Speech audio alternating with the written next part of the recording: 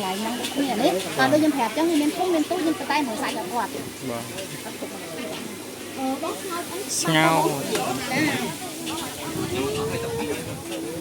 ăn cái tổ tôm mà nó mà tanh ngay luôn là hột đâu mà cái nó ở sân mình nữa nó to ta trong sập đá bầu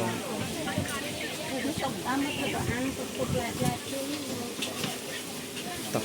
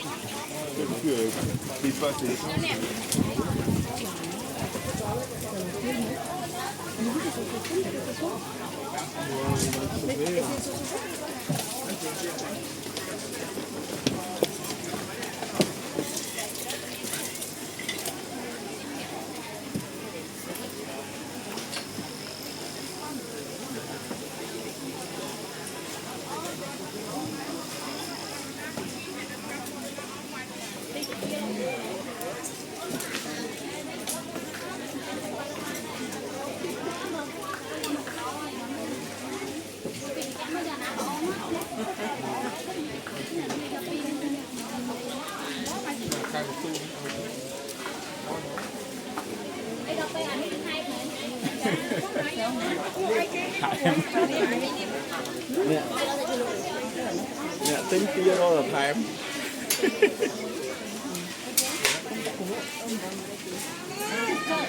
cái đạo gì này ở đấy tắt luôn